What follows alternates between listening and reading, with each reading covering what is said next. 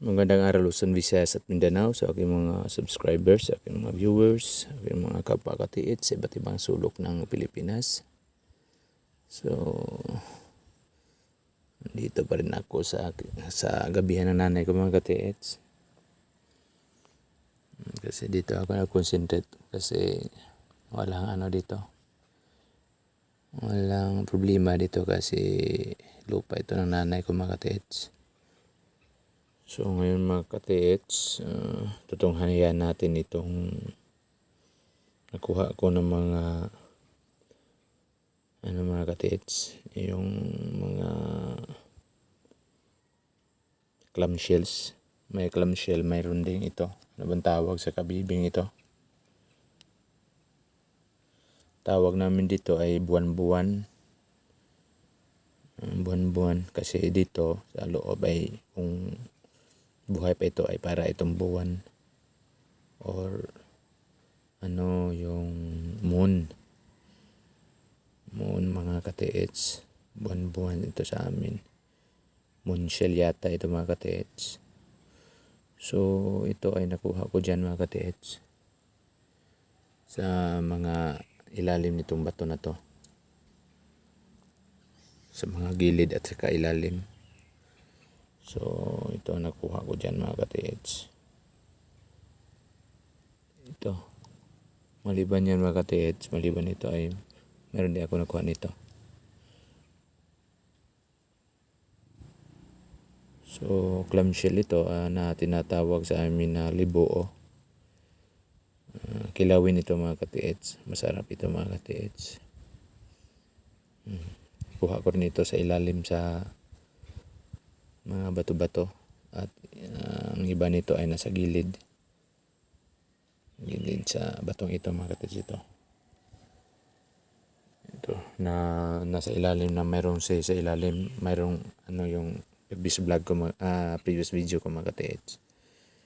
Doon ko ito nakuha sa ilalim. Tsaka ito, hindi magkapariha yung kanilang mga katiits, yung laki nila. Hindi, malaki yung isa. Ko pa rin ito nakuha mga katiits. Doon ko nakuha. So ibig sabihin nito mga katiits, kasi yung mga kabibing ito ay hindi naman ito kabibi sa tubig mga katiits.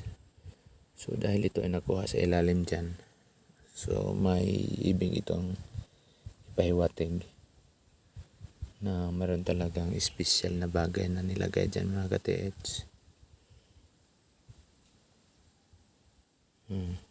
Kita nyo naman mga katiits. Ito ang tawag namin ito ay litob. Litob ito mga katiits, masarap din ito. Kinilaw, masarap ito sa kinilaw mga katiits. Kinilaw. At saka ito. Iba ito iba yan kaysa dito. Ito ang tinatawag nito ay litob sa amin, at saka ito libuo. So iwan ko mga katiits, baka mayroon pa dyan sa ilalim, marami pa dyan sa ilalim nito. Iwan ko lang mga katiits, baka mayroon pa dyan sa ilalim. At saka ito, parang moonshell ito mga katiits. Ito rin ay sa dagat mo lang ito makita mga katiits.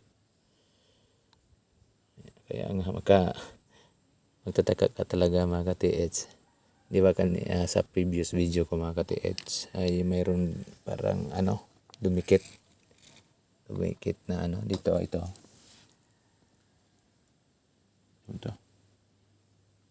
Hindi klaro ito. Parang dumikit siya na clamshell. Kaya nga parang magkasama ito sila. Ito lang ang nakadikit.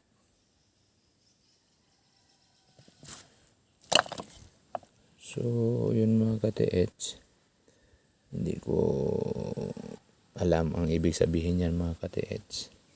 Basta ang alam ko lang na Kung sakaling makita ka ng mga bagay na hindi naman nanggaling sa tubig at nandyan ka sa tubig naghukay, kasi kaiba yun mga ka-TH. Yun ay parang parang mapaisip ka talaga mga ka-TH. Kasi na ito mag 2 feet and a half, 2.5 feet na yata ito nakuha mga ka-TH. Kasi malalim na yan mga ka-TH. Marami na akong kuhang lupa dyan. Yung nakuha na marami na mga ka-TH. So, sa palagay ko mga ka-TH ay mayroon talaga dyan sa ilalim. Sana nga ibigay sa atin mga ka-TH. Kasi mga ka-TH para may tayo, may pamuhunan kung ibigay mga ka-TH. Pero kung hindi naman, okay lang naman yung mga ka-TH. Parte lang naman yan sa sa laro mga ka-TH, o sa adventure, o sa ating pag treasure hunting natin mga ka-TH. Minsan swertihin tayo, minsan din mga ka-TH, malasin din mga ka-TH. Kahit na yung mga treasure hunter na mga mayayaman, yung mayroong mga detector na high-tech, hindi naman lahat sa kanila ay nakakita ng treasure kahit na high-tech yung mga gamit nila. Akin mga ka-TH ay talagang manuwalan talaga mga ka-TH. At sa previous videos ko ay talaga namang sa ibabaw ng kaliwang paa na yan na binuwal ko ay doon talaga nag-detect sa itaas. 1 meter yan. 1 meter yan mga ka-TH na kaliwang paa, malaki-laki rin. At sa ilalim niyan, kung saan siya nag-detect, ito ang nakita ko mga ka-TH. Ito. So, ibig sabihin yan mga ka-TH, talagang mayroon siguro sa ilalim mga ka-TH. So, dahan-dahan lang tayo mga ka-TH. Kasi pag bilisan naman natin, mahirapan tayo. Pagod tayo na mabuti mga ka-TH. So, moderate lang. Kasi pag ibigay talaga yan sa inyo o sa'yo, sa'yo talaga yan. So, hanggang dito lang mga ka-TH. Huwag kalimutan mag-like, subscribe.